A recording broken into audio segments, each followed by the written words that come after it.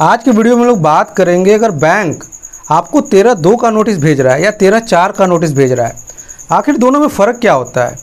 आखिर 13/2 के नोटिस आने के बाद हमें क्या करना चाहिए, हमारा स्टेप क्या होना चाहिए जिससे हम इससे बचाव कर सकें। अगर आपके पास 13/4 का नोटिस आ रहा है तो आपके पास सही कदम क्या होना चाहिए, आप कैसे अपने घर को, अपने प्रॉपर्टी को नीलाम होने से बचा सकते हो। इस वीडियो में लोग इसी के बारे में बात करेंगे। तो हेलो नमस्कार, कैसा है मेरा यूट्यूब परिवार। अगर आपने किसी भी तरह का कोई भी लोन अगर आपने घर के नाम पे लिया है, अगर आपने उस ज़मीन को मॉर्गेज करके लिया है, तो भी आपके पास सरफेसी एक्ट के तहत नोटिस आ रहा होगा। किसी के पास 13/2 का नोटिस आ रहा है तो किसी के पास 13/4 का नोटिस आ रहा है।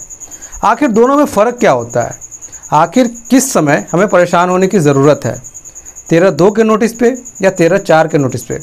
बहुत सारे तो ऐसे लोग हैं जिन्हें इन दोनों में फ़र्क नहीं पता, और जब बैंक द्वारा नोटिस प्राप्त होता है तो उसे इग्नोर कर देते हैं, और बाद में नौबत ये आ जाती है कि आपके घर को नीलाम करने तक का सिचुएशन आ जाता है।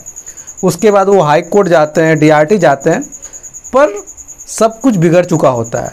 उनका घर या उनका ज़मीन उनके हाथों से जा चुका होता है। इस वीडियो में लोग समझेंगे कि 13/2 का नोटिस कब आता है।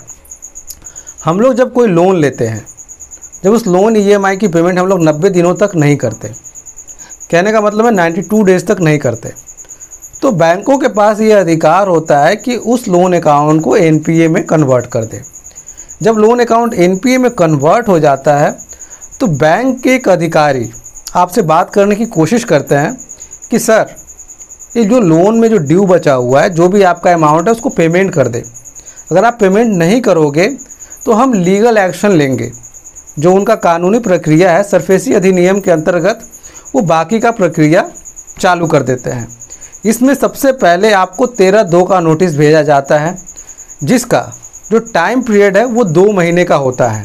इन 2 महीनों के भीतर में आपको बैंक से संपर्क करके अपने लोन अकाउंट को स्टैंडर्ड में कन्वर्ट करना पड़ता है। जो आपका NPA में हो चुका है, जितने भी पैसे बचे हुए हैं, उस नोटिस में ये बताया जाता है कि आपका कितना लोन है, कितना आउटस्टैंडिंग है, बैंक को आपको कितना पे करना है।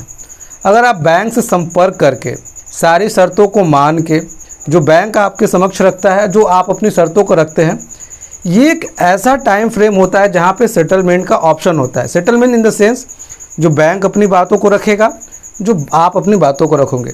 इस 2 महीने में आपके पास समय होता है, आप चाहो तो कुछ पैसे पे करके अपने लोन अकाउंट को स्टैंडर्ड कर सकते हो। यहाँ पे बैंक आपको सेटलमेंट अमाउंट भी ऑफ़र करता है। मान लीजिए आपने कोई भी लोन लिया है, उसमें एक सेटलमेंट अमाउंट भी बैंक ऑफ़र करेगा कि आप इतना पे करके लोन क्लोज़ करा लो। पर अक्सर देखने में आया है कि लोग इस तरह के नोटिस को काफ़ी हद तक इग्नोर करते हैं। सबसे पहले उन्हें समझ में नहीं आता है कि ये नोटिस है क्या। फिर उसके बाद जैसे ही 2 महीने ख़त्म होते हैं, बैंक आपको 13/4 का नोटिस भेज देता है। ये बेसिकली आंशिक रूप से बैंकों का कब्जा होता है।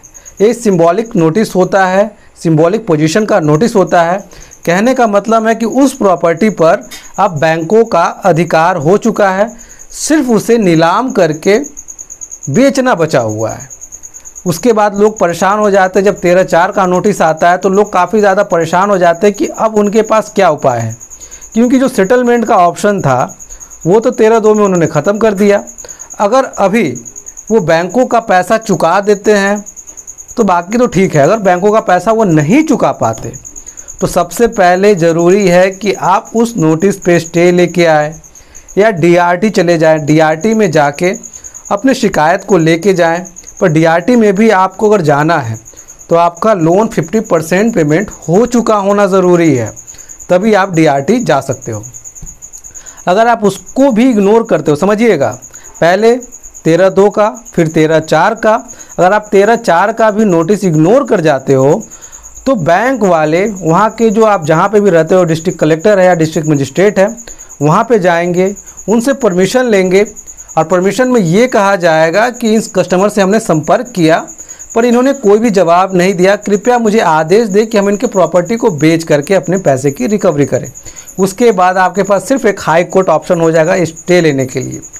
तो अभी तक किसी के पास अगर कोई कन्फ्यूज़न है, आपके पास अगर 13/2 का नोटिस आ रहा है, तो ये सही समय है लोन को सेटल करा ले या बैंक से मिल के बात कर ले।